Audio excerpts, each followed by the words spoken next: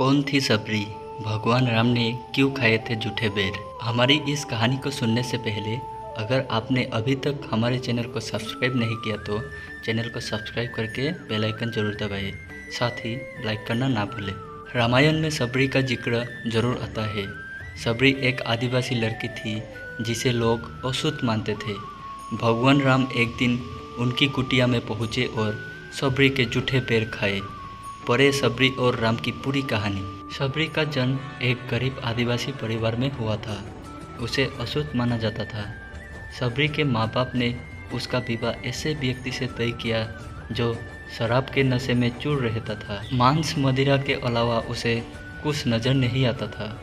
सबरी ने जब रिश्ता तोड़ने की बात कही तो घर वालों ने मना कर दिया, मगर वो अपनी ज़िंदगी बर्बाद होते हुए नहीं देखना चाहती थी। सबरी शादी से ठीक पहले घर से भाग गई और जंगल में पहुंची। वहाँ जंगल में कोई ऋषि मुनि तपस्या कर रहे थे। सबरी उन ऋषियों के लिए जंगल से लकड़ियाँ, हवन की अन्य सामग्री और खाने के लिए फल तोड़कर लाती थी। सभी ऋषि भी उसके काम से खुश थे।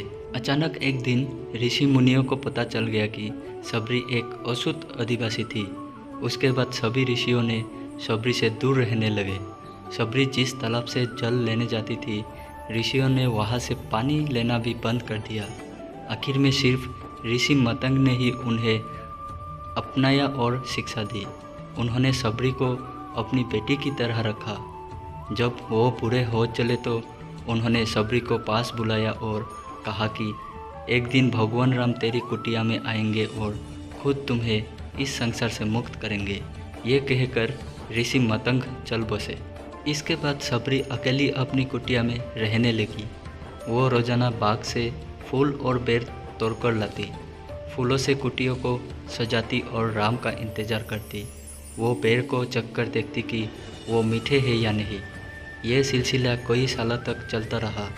समय के साथ सबरी का शरीर भी जवाब दे रहा था। वो बुरी हो चुकी थी।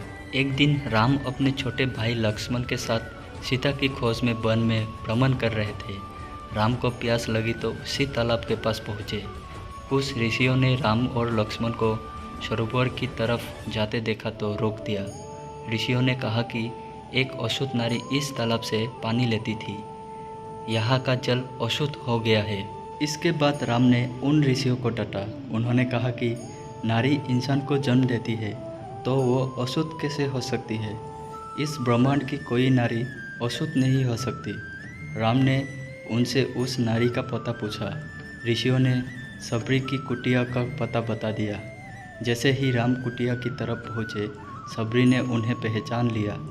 वो तेजी में आई और राम के चरणों में गिर गई। इसके बाद सबरी ने राम और लक्ष्मण दोनों की प्यार से आप भगत की। उन्हें अपने मुंह से चखे हुए बेर परोसे। राम ने खुशी खुशी बेर खा लिए, मगर लक्ष्मण ने कहा कि ये बेर सबरी की जूठे है, इसे कैसे खा सकते हैं?